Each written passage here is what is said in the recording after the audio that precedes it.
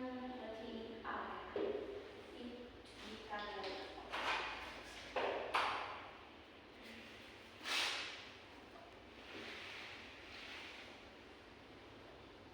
Ditandai dengan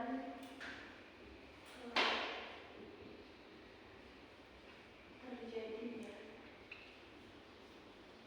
3 peristiwa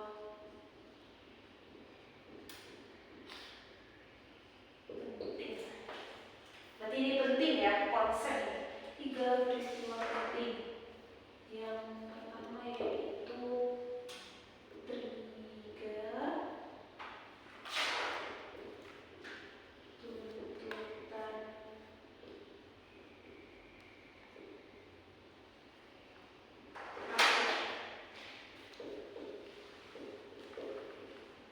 Tritura. Nah, 3 tuntutan rakyat. Kenapa sih Kak rakyat yang menuntut? Apa sih Kak rakyat menuntut gitu? 3 tuntutan rakyat. Kalau sekarang itu namanya demo. Ada kan yang pernah kan adik-adik lihat di sosial media kayak mahasiswa demo, guru demo, guru demo gitu. Nah, 3 tuntutan rakyat ini diawali dengan situasi politik yang memanas,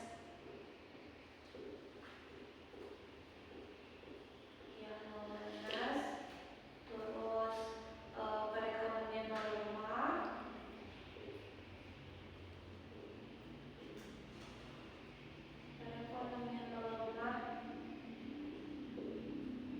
dan ketidakpercayaan kepada pemerintah.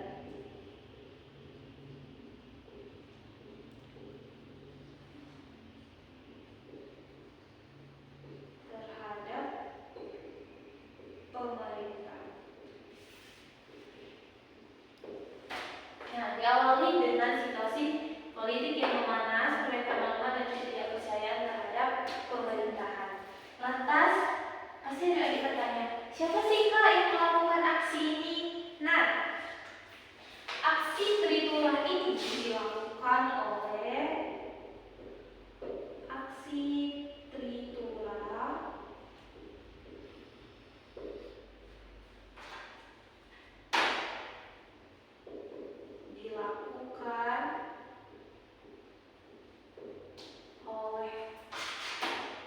sekelompok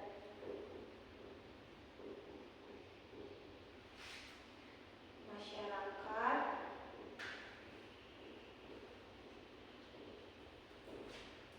yang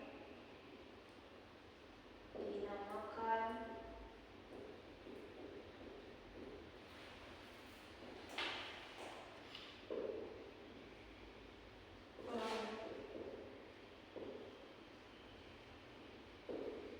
Pancasila.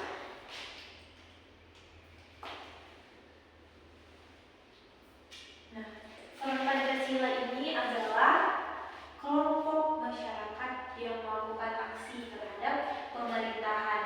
Nah, Front Pancasila ini terbagi dia oleh beberapa keanggotaan yang terdiri dari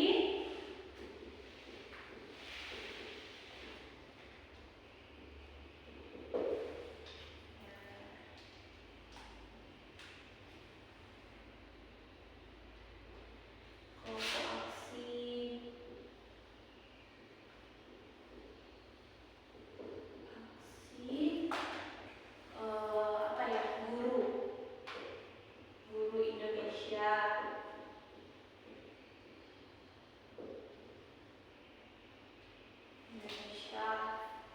itu disingkat dengan KAGI, 2 kelompok aksi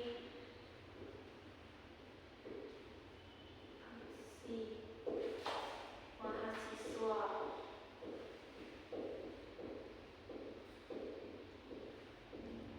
Indonesia, kami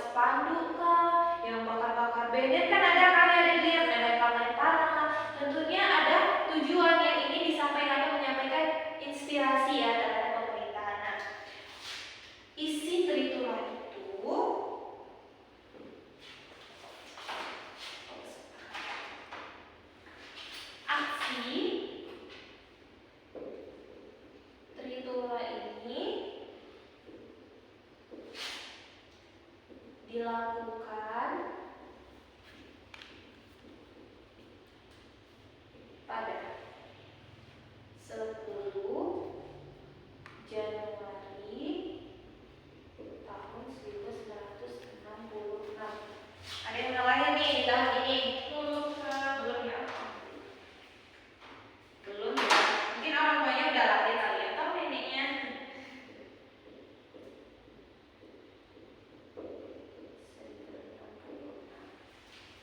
Ini biasanya konsep ini selalu keluar di soal-soal sama nilai. Apa sudah bukan aksi struktural. Nah, 10 Januari tahun 1966. Nah, adapun isi dari struktural ini,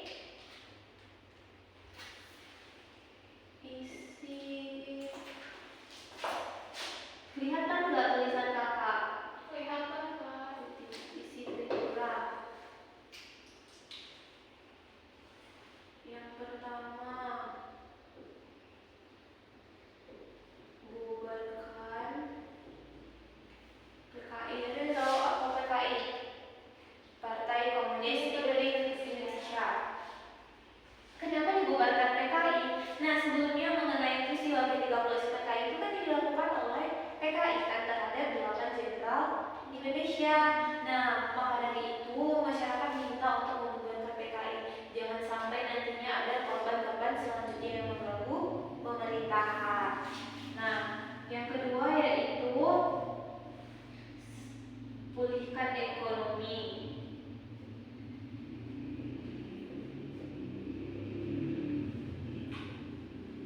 Kenapa dipulihkan ekonomi? Ada yang tahu? Ayo, siapa nih yang mau mendapatkan? Iya? Karena waktu itu ekonominya sangat menurun. Oke. Sedangkan di posisi itu pemerintah sedang di atas-atasnya. Oke, bagus. Plus untuk tiket. Nah, kenapa pulihkan ekonomi? Minta pulihkan ekonomi karena pada saat itu ekonomi Indonesia memburuk ya. Contohnya angka kemiskinan tinggi, terus harga barang mahal, begitu pula dengan nilai mata uang tentunya membuat angka pengangguran tinggi ya. Jadinya masyarakat tuh menuntut bagaimana sih pemerintah tuh melakukan penstabilan ekonomi supaya ya kehidupannya nggak kayak gini aja gitu, biar kita bisa berkembang. Makanya menuntut untuk pulihkan ekonomi. Dan yang terakhir yaitu bersihkan kabinet.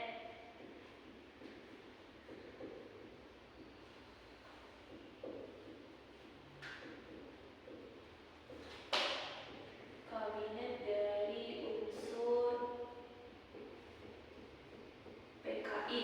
Karena kita tahu pada masa pemerintahan Soekarno itu beberapa kabinet yang apa namanya? Yang berada di dalam kelompoknya itu mereka masih menurut PKI. Jadi kayak istilah itu pemerintah tuh jangan lagi ada sangkut pautnya sama PKI. Menurut adik-adik ya, disangka-sangka aja, ditebak-tebak. Tuntutan yang dilakukan oleh masyarakat ini diterima nggak sama pemerintah pada saat itu? Tidak. Tuntutan rakyat.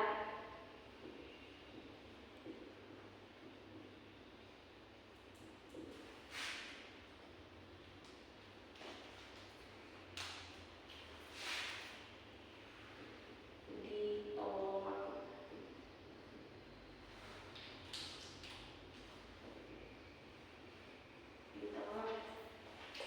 Ternyata tuntutan rakyat ini tolak pemerintah menyangkut ngapain sih itu dilakukan 3 tuntutan rakyat ini, atau pemerintah baik-baik saja. Mungkin menurut dia baik-baik saja, tetapi menurut pandangan masyarakat itu emang harus adanya perubahan.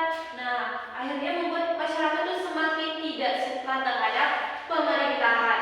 Nah, tetapi dikarenakan desak-desakan yang dilakukan oleh para masyarakat itu, pemerintah melakukan yang pada saat itu sidang kabinet. Biasa ya kalau misalnya pemerintah melakukan sidang kabinet. Tapi di situ menjadi sebuah peristiwa yang dinamakan dengan Super Semar. Yang masuk ke peristiwa kedua. Super perintah.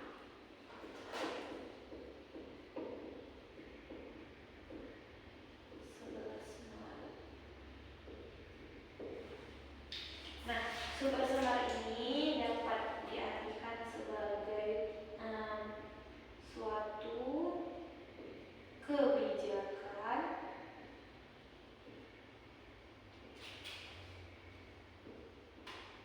yang dilakukan oleh pemerintah.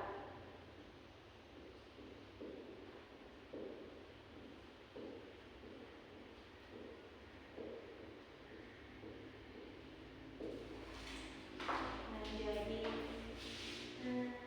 tonggak. Inilah kuncinya. Tonggak serta kelebihan.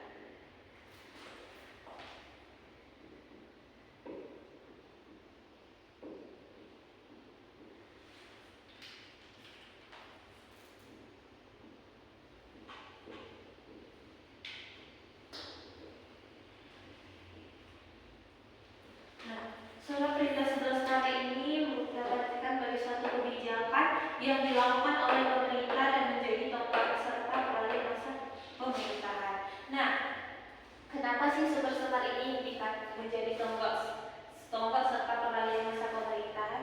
Karena dengan super semar ini nanti mulailah masa transisi pemerintahan dari Bapak Soekarno kepada Bapak Soeharto.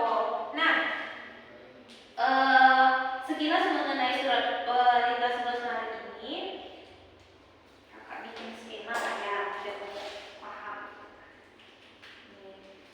Yang pertama itu ini ya, latar belakang.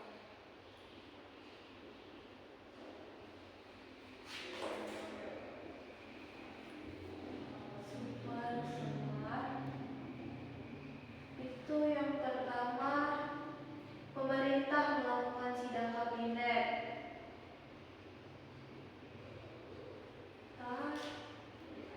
Melakukan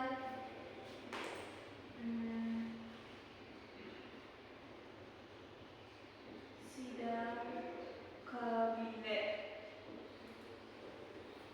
Nah, pemerintah melakukan sidang kabinet ini, mereka berkumpul lah gimana sih kita memperbaiki situasi karena masyarakat sudah mulai tidak percaya terhadap pemerintahan kita gitu. Ternyata di lokasi itu dilaksanakan di Istana Negara. Istana Negara. Nah, kemudian lokasi sidang diboikot. Tahu adik-adik apa arti diboikot? Maksudnya itu tidak dipakai lagi? Bukan.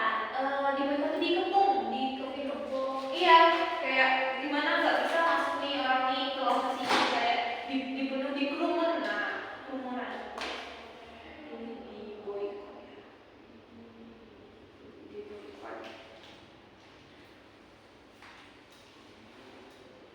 Oleh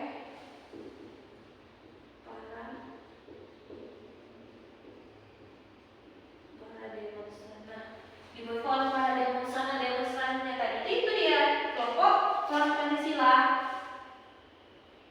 Ini para demonstran dilakukan berboikot oleh para demonstran. Ini kelompok Front Pancasila ya.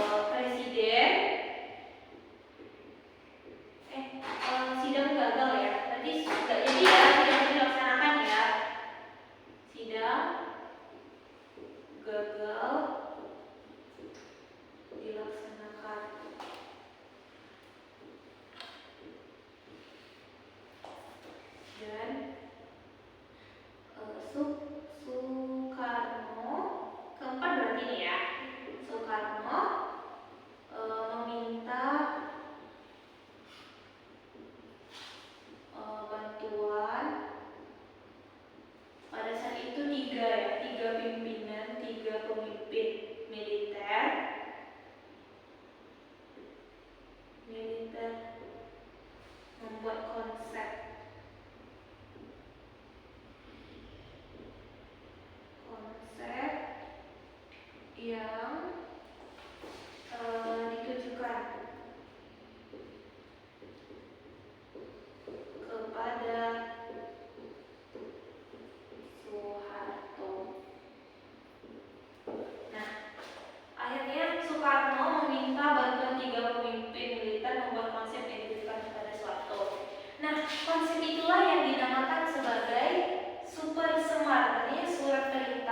yang ditujukan kepada Soeharto. Nah, konsep itu dinamakan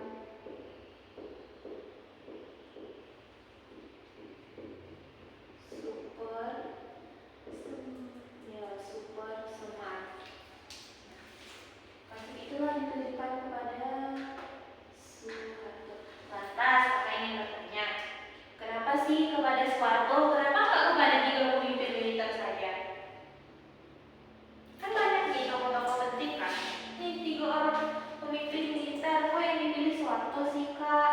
Kenapa nggak yang lain gitu? Ada yang tahu? Ada ya. Nah, sedikit akan jelaskan kenapa sih dipilih Soeharto. Kita kenal Soeharto itu adalah seorang panglima TNI, di mana dia memiliki kekuatan yang besar ya, yang dianggap bisa untuk menjaga pemerintahan pada saat itu. Selain itu juga dia juga mendapatkan pamor yang paling dibanggakan masyarakat, sehingga Soekarno menganggap bahwasannya Soeharto sanggup untuk membantu dia dalam memulihkan kondisi Indonesia pada saat itu. Konsep itu dinamakan super semar. Nah, akhirnya diberikanlah nih super semar ini kepada Soeharto. Tolong ya bantu kamu untuk memimpin Indonesia. Maksudnya itu untuk membantu memulihkan kondisi Indonesia pada saat itu. Sedangkan posisi Soekarno pada saat itu masih seorang presiden. Berarti ya terdapat 2 pemimpin. Nah, itulah yang menyebabkan adanya 3 peristiwa yang ketiga yang dinamakan dualisme kepemimpinan.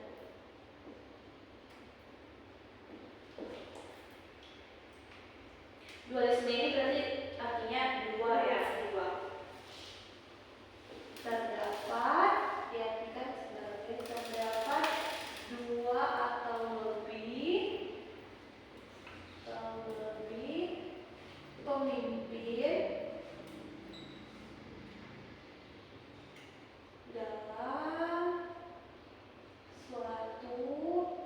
suatu organisasi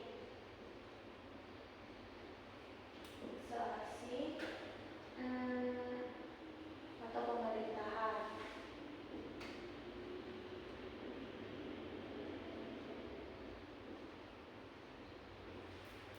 Terus sebentar kakak.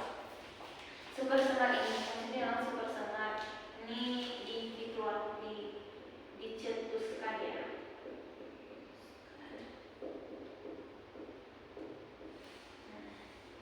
11 Maret tahun 1960. Kalau ini 10 Tritura 10 Januari, kalau ini 11 Maret. Nih. Terdapat, kita lanjut ke dualisme pemimpinan. Terdapat 2 atau lebih pemimpin dalam satu organisasi atau pemerintahan. Nah, berarti pada saat itu kita ada 2 pemimpin ya. Ini Soekarno, ini Soeharto.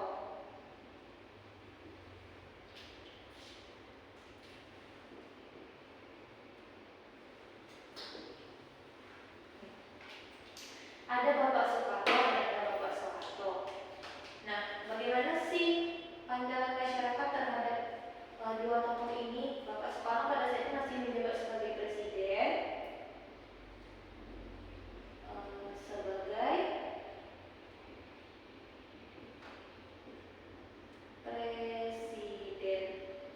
Sedangkan Bapak Soeharto kepala pemerintahan.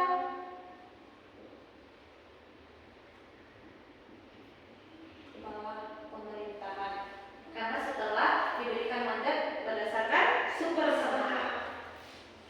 Nah, selanjutnya masyarakat gimana nih menganggap nih? Soekarno ini berarti pamornya menurun ya. Pamor menurun dikarenakan tidak mau memenuhi 3 tuntutan rakyat ya.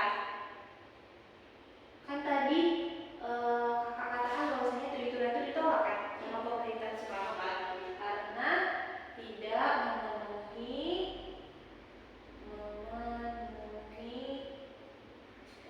tuntutan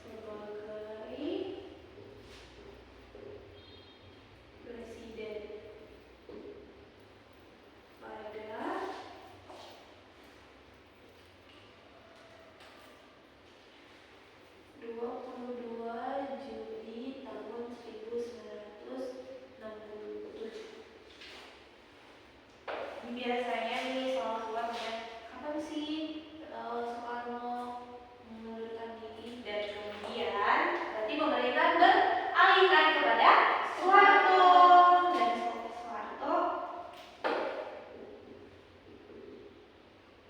Soeharto dilantik ya, dilantik menjadi presiden ya. Presiden keberapa? Ayo. Kedua, Kak. Presiden kedua. Kedua pada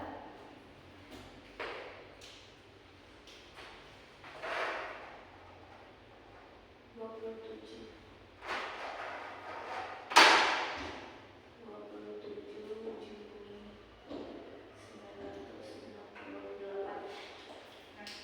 Kenapa sih Kak? Masih ada yang tanya. Karena jaraknya hampir sama nih kan. Tetapi ini dilantik secara resmi. Secara resmi yang diakui sebagai pemerintahan, dan dengan adanya dualisme kepemimpinan, Soekarno mengundurkan diri dan Soeharto dilantik menjadi presiden, menandai dimulainya masa Orde Baru.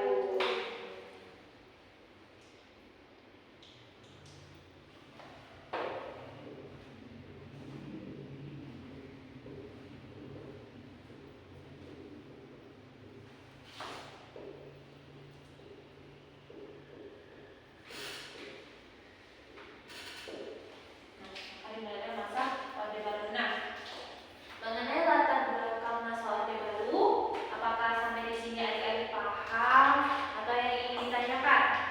Paham, Kak. Paham ya? Oke, coba kakak kasih satu kuis ya. Kuis dulu nih biar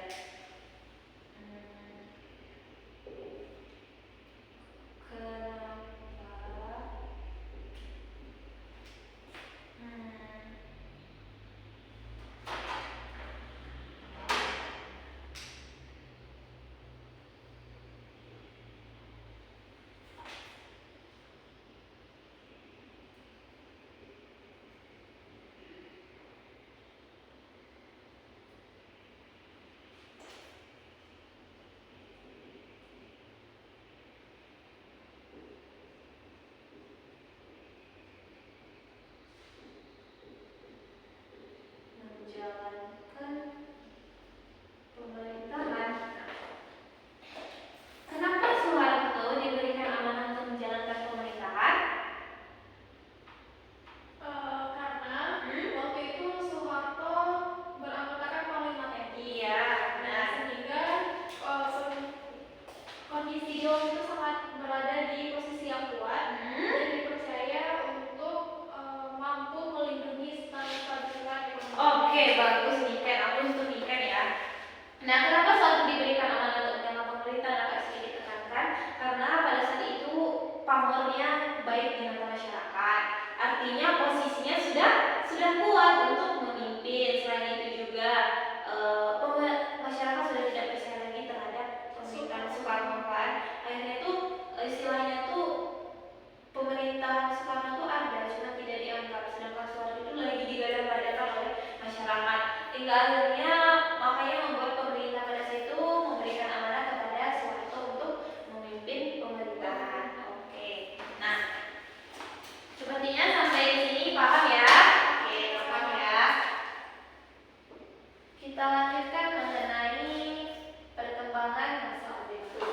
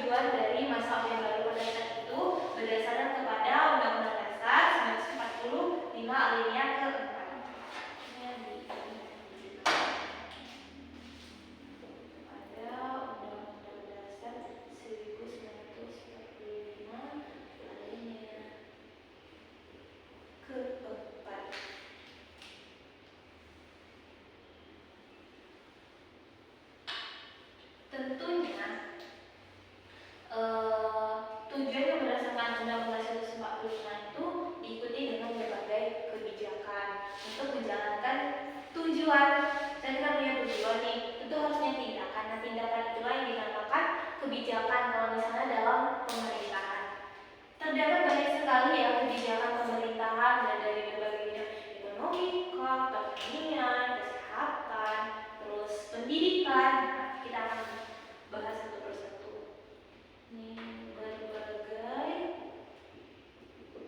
kebijakan dalam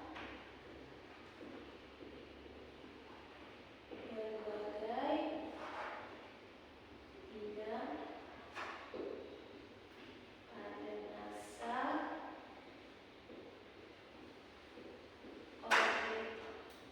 oh iya ya, yang tadi kalau misalnya mau dicatat kakak kasih waktu 2 menit dulu ya.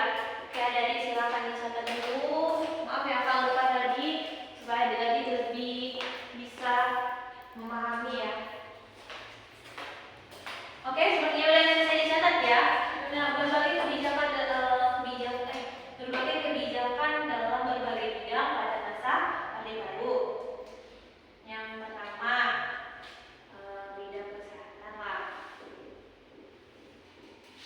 Kesehatan. Contohnya, posyandu. Tahu artinya posyandu? Pos pelayanan terpadu. Oke. Itu kan biasanya untuk mengukur tinggi, berat badan, terus bagaimana perkembangan dari anak ya, untuk melihat pertumbuhan anak-anak pada saat masa mereka bertumbuh dan kembangnya.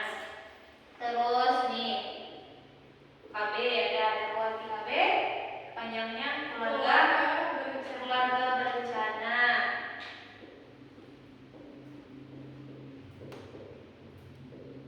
Keluarga berencana ini dicetuskan oleh istri dari Bapak Presiden kedua Pak Soeharto, itu Ibu Tin, di mana dengan tujuan untuk menekan angka kelahiran. Kita tahu bahwa Indonesia adalah negara yang padat penduduk, makanya dengan program berencana ini meminimalisir angka kelahiran yang supaya tidak melonjak tinggi. Terus selanjutnya bidang pertanian. Ada yang namanya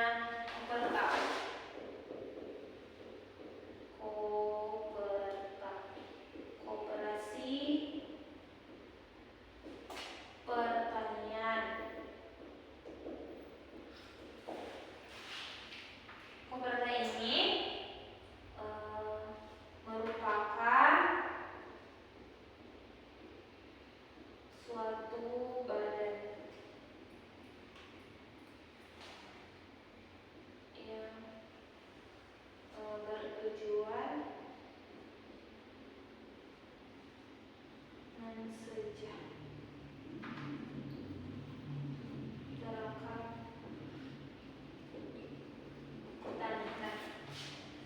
Kita tahu kan kalau misalnya masa panen itu kan tidak setiap hari, tidak setiap bulan, pasti ada masa panen kan, ada masa panen, masa tanam. Nah, melalui Koperta ini para petani itu mereka bisa meminjam uang atau meminjam modal untuk kehidupan mereka sebelum masa panen tiba. Nah, Koperta inilah yang difasilitasi oleh pemerintahan masa Orde Baru itu kepada para petani.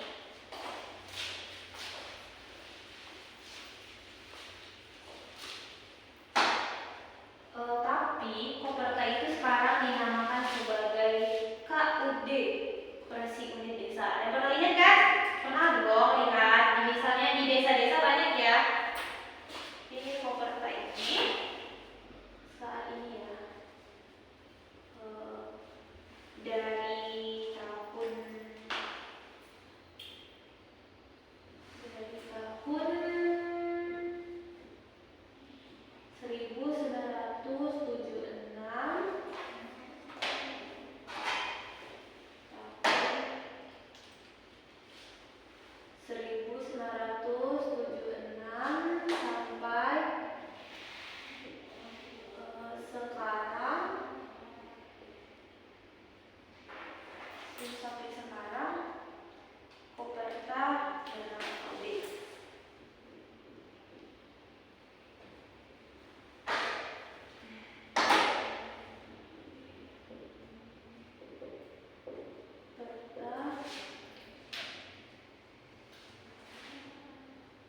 berganti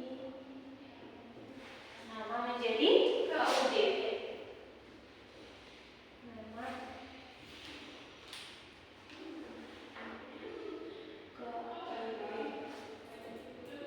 Koperasi Unit Desa.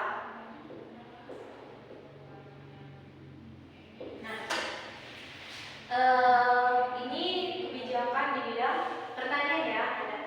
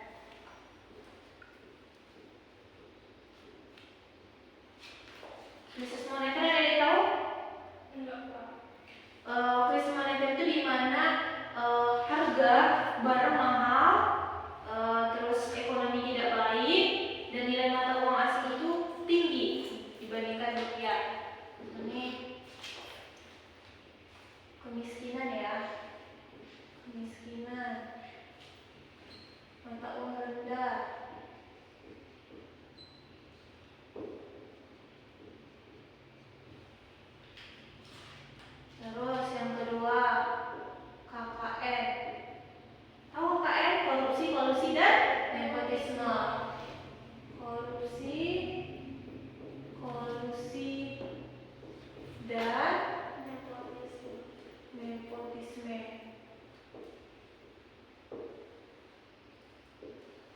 Korupsi, kolusi dan nepotisme ini dilakukan oleh para pemimpin ya, anggota-anggota pemerintahan yang menyebabkan mereka hidup dalam kemewahan sedangkan masyarakat hidup dalam kemiskinan.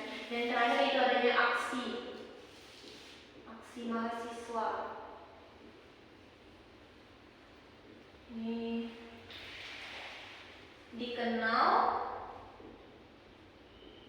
dengan nama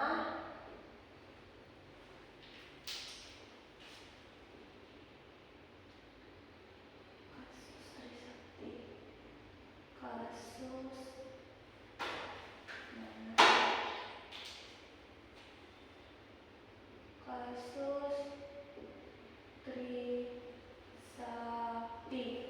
yang menyebabkan banyaknya masyarakat ataupun mahasiswa melakukan demo. Akhirnya dikarenakan 3 penyebab ini menyebabkan pemerintah Soeharto mengundurkan diri sebagai presiden ya. Akhirnya Soeharto mengundurkan diri sebagai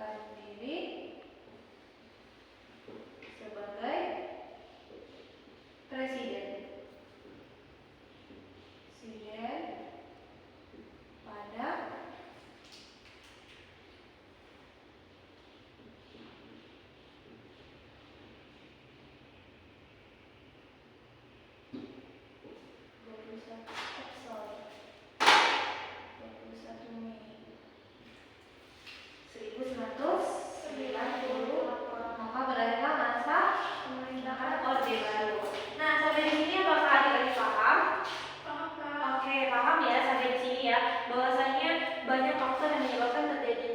berakhirnya masa pemerintahan Orde Baru.